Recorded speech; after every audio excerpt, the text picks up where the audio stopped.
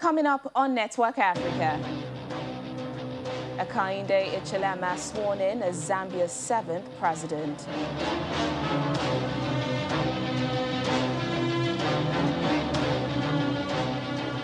Tunisia's President Kais Saied extends parliament's suspension. Plus,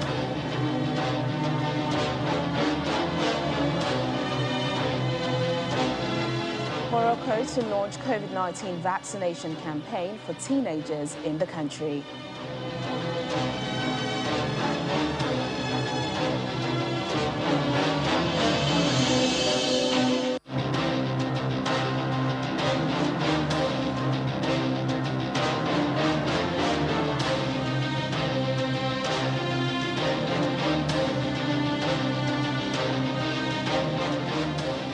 Hello and welcome to the program. I'm Teniola Shoboale. We begin in Zambia, where Hakainde Hichilema has been sworn in as the country's 7th president. Tens of thousands of people were at the venue of the ceremony, the Heroes National Stadium in Lusaka, the capital. Several African presidents, as well as leaders of opposition parties from across the African continent, were in attendance at the inauguration, including Tanzania's Samia Suluhu, South Africa's Cyril Ramaphosa, Botswana's Mokgweetsi Masisi, and Zimbabwe's President Emmerson Mnangagwa. In his inauguration speech, President Hakainde Hichilema promised Zambians that change has arrived. The newly inaugurated leader, who won a landslide victory against the incumbent Edgar Lungu in elections earlier this month, said the future would not be without challenges, but he added the economy would be revived. We'll have more on this during the course of the bulletin. Elsewhere, Tunisian President Kais Saied has extended the suspension of parliament and parliamentary immunity until further notice. He said he would address the nation in the coming days without giving more details. The president assumed executive authority last month in a surprise move his opponents labeled as a coup.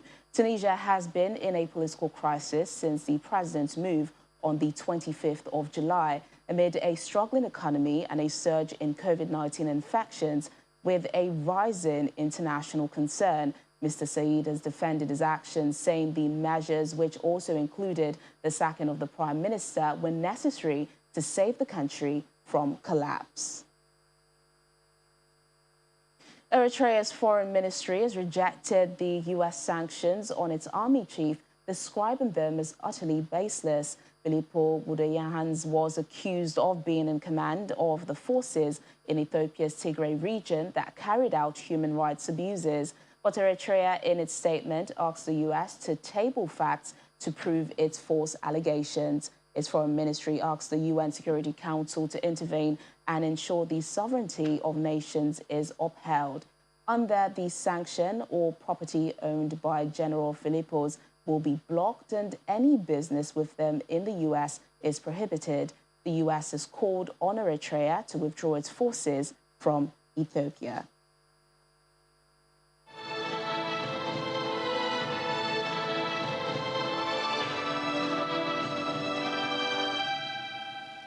Some updates from the COVID-19 pandemic now. A 28-year-old male City of Johannesburg health worker has appeared in court after being arrested for allegedly selling fake COVID-19 negative test certificates to travelers for 500 rand, that's about 17,000 naira. He appeared in the Boysens Magistrates Court, Johannesburg, on 4 charges.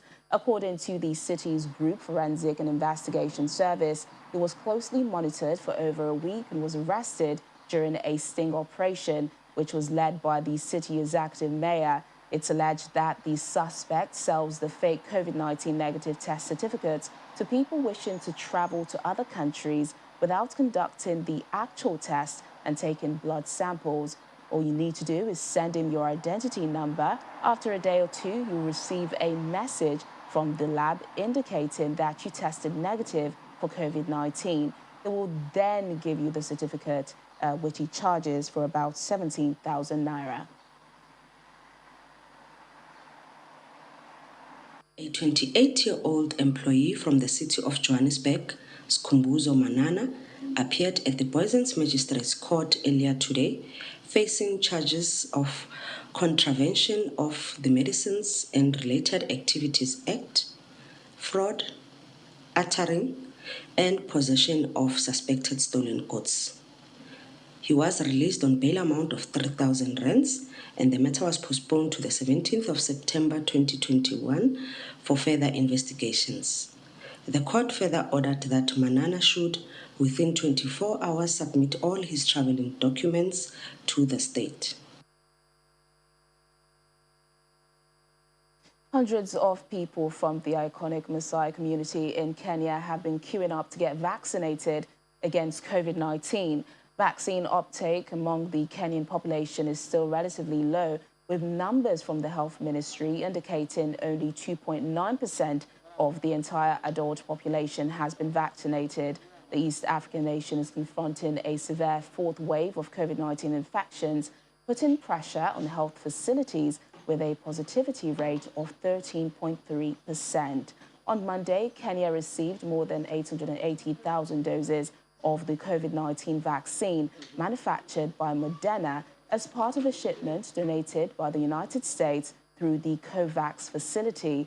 Kenya intends to vaccinate 10 million Kenyans by the end of December 2021.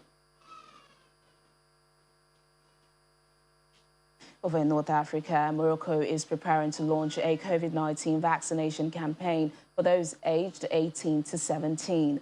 Health ministry officials say various government ministries are working on the vaccine scheme for students. The country has succeeded in a rapid rollout of the COVID-19 vaccine and has administered the highest number of vaccines of any African country by a significant margin.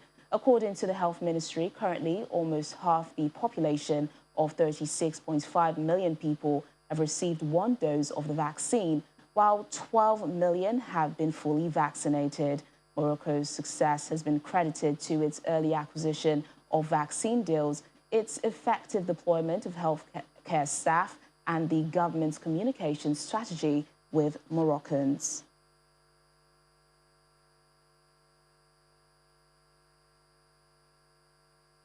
And back here in Nigeria, the Zamfara state government has received 65,982 doses of Moderna COVID-19 vaccines for the second phase of vaccination in the state. This Moderna vaccines will only be administered to those who did not receive any vaccine against the virus. Same goes for Nasarawa State, which is flagging off its second phase of vaccination with 97,000 doses of Moderna. Close to 66,000 doses of the Moderna brand of COVID-19 vaccines were donated to Zamfara State by the United States government through the Federal Ministry of Health. The vaccines were received on behalf of the state government by the chairman COVID-19 task force, Nasiru Magaria, who gives an assurance that efforts will be redoubled to control the spread of the virus in the state. I'm assured with the task force committee under my watch and the Ministry of Health and collaboration with the Primary Healthcare Board, we are to go around to see, to monitor the exercise, and local government by local government, plus by plus, word by plus. I'm assure you that we are going to support you as you have very good expectation for us. The permanent secretary supervising the Zamfara State Ministry of Health, Habibu Yelwa, gives the state a pass mark for the first phase of its COVID-19 vaccination using the Oxford AstraZeneca brand, expressing optimism that the Moderna vaccines will also be deployed successfully. We'll be able to cover all, to finish up, to exhaust all the consignment that we had. And not only that, also, we were given additional doses, which at the same time we were able to exhaust. And that is why it has been said by the representative of the NPSCDA here that we are having this much number of doses, more than our neighboring states. Representatives of the National Center for Disease Control and National Primary Healthcare Development Agency commend the state government for its efforts to contain the virus. This vaccine is meant for the new group of people, not the people that have received before. Because the COVID-19 is real, and it's good for us to protect ourselves so that the disease cannot spread around. people that have taken their first dose of AstraZeneca and couldn't take the second dose should not come for this Moderna. This is going to be actually administered to people who have not taken any dose before, and there's going to be a provision for them to take second dose of the same Moderna. Meanwhile, health authorities in Nasarawa State are flagging off 97,000 doses of Moderna vaccines alongside 7,000 doses of Oxford AstraZeneca. I don't have any doubt within me and my management team that we are going to take the front position when it comes to vaccination, because we have a government that is ready to give all the necessary support to make sure that the rollout is very fast and fantastic. Residents of Zamfara and Nasarawa states who are eligible to receive the Moderna COVID-19 vaccine are those who have not taken any vaccination against COVID-19, while the Oxford AstraZeneca doses are for those taking their second shots.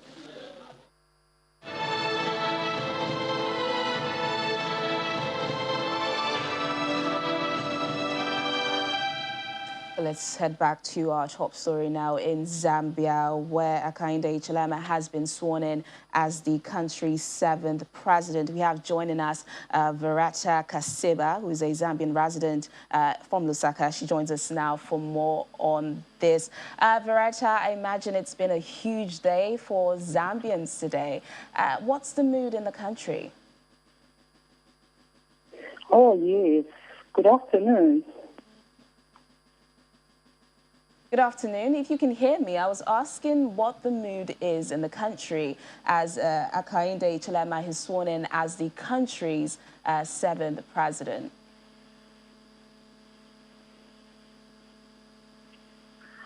Oh, yes. It has been a very great day today for the Zambians. We really thank God for UPND and for our new elect president, Hakainde Hichilema.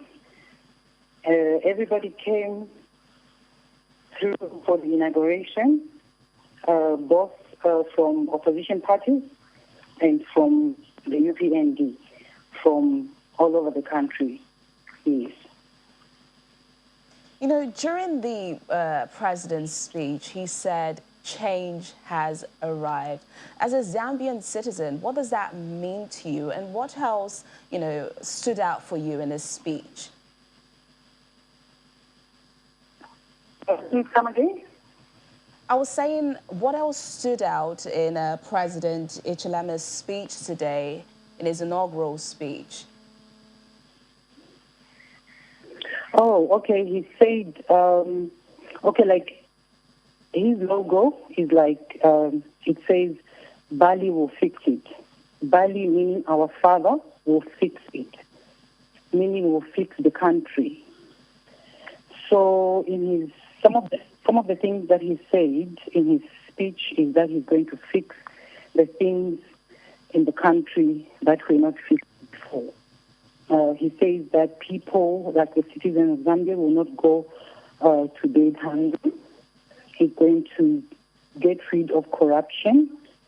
And he went on to say about the youth that he's very thankful that most of the youth, if not all of the youth in the country, came in numbers, you know, with so much energy and passion to vote for the UPND.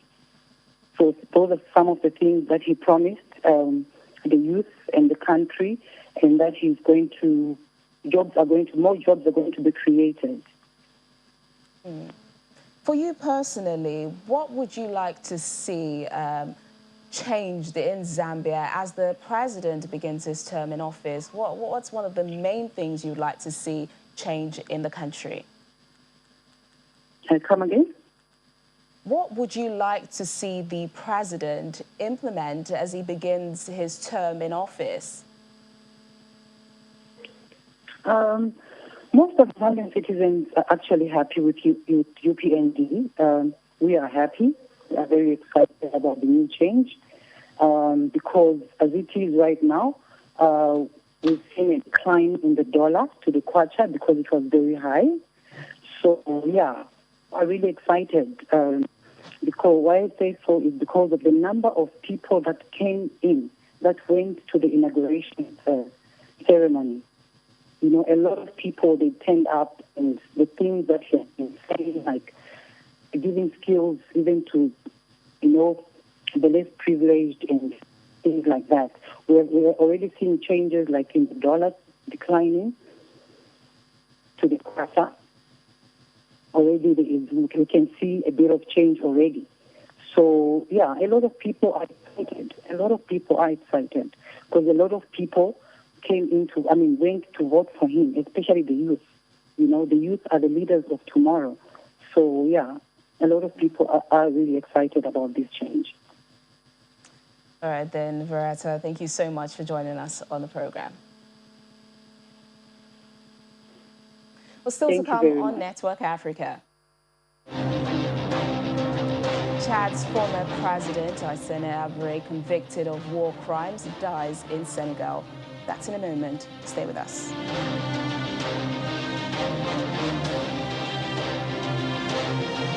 Thanks for staying with us. Chad's ex-president, Hissène Habré, has died at the age of 79 while serving a life sentence for crimes against humanity. According to reports, he was being treated for a coronavirus infection.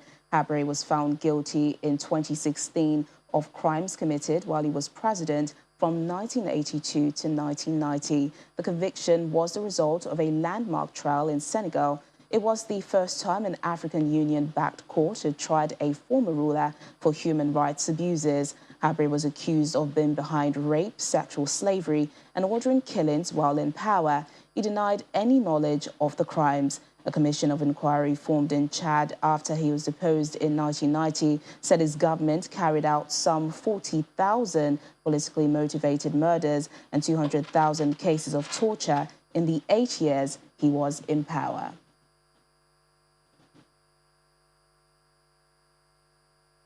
And former South African President Jacob Zuma is asking the public to donate funds to support his legal battles. He's facing trial for corruption linked to a $5 billion arms deal. A post on his foundation's official page asks South Africans and the world to, quote, lend a helping hand to cover legal fees. Zuma has been serving a 15-month sentence since July for contempt of court for failing to appear at a separate investigation into corruption. He was admitted to hospital earlier this month, delaying the start of the arms deal trial, where he faces multiple charges, including fraud and racketeering. He has pleaded not guilty, saying the trial is politically motivated.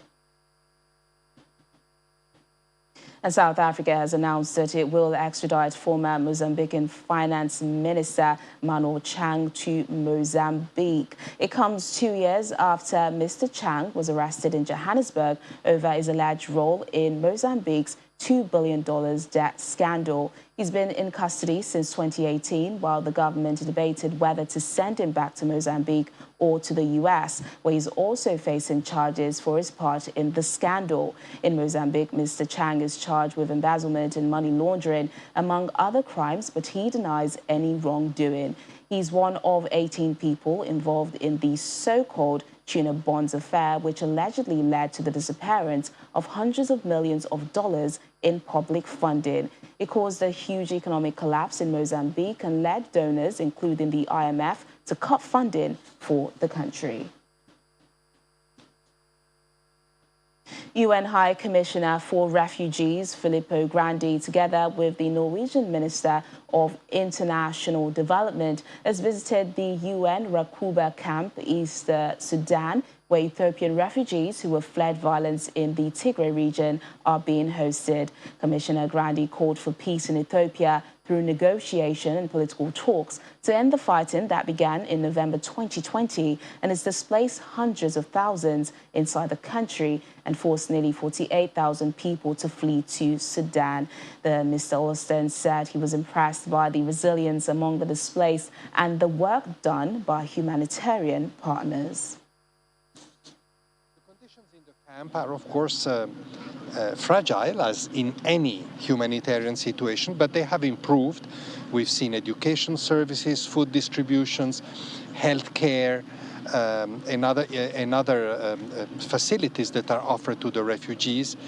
in the other camp, Tunetba, which is quite far from here, conditions are a bit more precarious. We're now looking for other locations, but we need to make sure that wherever we put an overflow of more refugees is sustainable from all points of view. So be here together with the UN organizations and see how UNHCR are working and really doing a tremendous job setting up this in such a short time. At the same time, building trust with the local communities is really important. So as a strong partner with UNHCR, and Norway will strengthen that partnership also when we see that the humanitarian crises are just increasing. There is no military solution to this problem.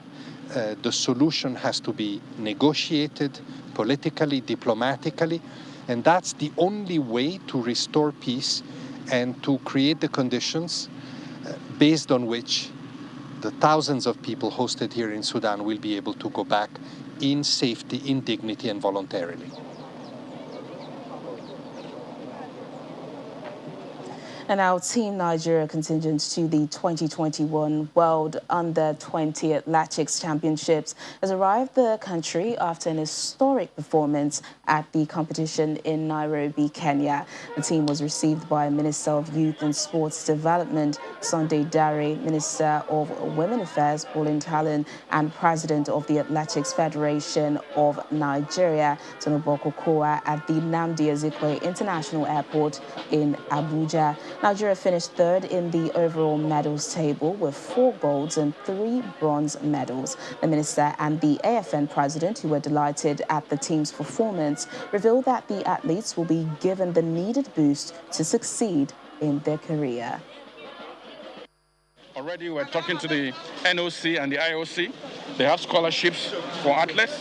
As we speak, more than 16 athletes are on that scholarship. They've been on it for 4 years. Some of these ones will graduate into that scholarship stream. But also, we're building a program. We're waiting on AFN to also work with us to build a program of training, a program of coaching, a program of scholarship that will support each of these athletes in their different categories. We're going to keep eyes on them. We're going to have programs that we'll use to monitor them, especially the ones outside the country, to make sure that they're not just there playing around, make sure of the schools that they're attending, make sure of the coaches that they have out there. And then here in Nigeria, the ones that we have, we must put them in, we'll keep them together, put them in the high performance center in Port Harcourt to make sure that they're always prepared at any given time. We are not going to play around. Next year, there are a lot of programs. The Commonwealth is coming, the Senior African Athletic Championship and all that. About 5 serious programs. So we must keep preparing them.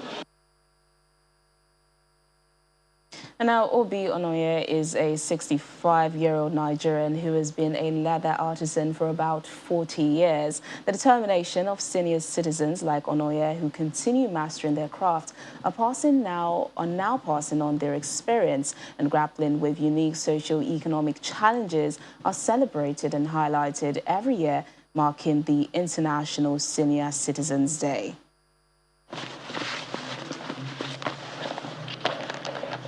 Obiora might refer to himself as a senior citizen. He works hard to counter any stereotypes society may have about people that are his age and above. He's been a leather artisan since the late 70s and has no intention of retiring, especially because he built his business with his own hands and relied on word of mouth to promote it. I started crafting leather in 1978, and mainly to make what I used or what I needed: sandals, backpacks, sling bags, wallets. And then as I made them and used them, other people saw them and wanted me to make for them. And from one person to the other, I got a lot of referrals along the way.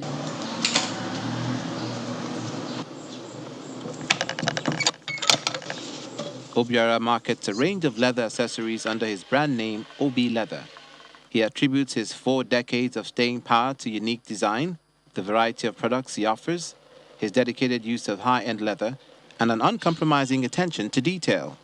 Some of his creations sell for about 1 million naira, or $2,440 each. His luxury leather bags can be found on shelves in high-end stores across Nigeria, South America, and Europe. The craft is like something most people fall back on Maybe they would either want to learn it because they lost their job and they feel they could just make do with leather work. And for me, it's giving me the opportunity to do really what I've always wanted to do, which is like teaching. As the world celebrates and discusses issues affecting its senior citizens tomorrow, Onoye is encouraging both the young and elderly in Africa's most populous country not to ignore the economic opportunities and personal fulfillment that artisanal professions can provide. Tradition is actually hindering them, saying it is not, since it's not the tradition, they will say, I went to dump my older persons in the old people's home. It's a wrong concept. Because when you bring them, they will, it's a way of promoting longevity. Because whoever is working there is trained to do the job. The Nigerian government inaugurated the governing board for the National Senior Citizens Center in June, following President Buhari's signing of the National Senior Citizens Act, which directs that the elderly shall be catered for through community-based system. I'm putting in my best today, and if tomorrow comes, oh, yesterday was good, and so it will see me pass that day. And I keep continuing like that, because I wouldn't know if leather would get out of fashion. But even if it gets out of fashion, skilled work, artisan work will not get out of fashion. People would need people to do certain things for them. That's why Onoye embraces contemporary business practices like e-commerce and social media marketing to keep his business thriving. He also intends to resume passing on his skills to the upcoming generation of luxury leather artisans once COVID restrictions allow. And that's the program today. Thank you so much for watching. I'm Tenyola Shoboale. Bye for now.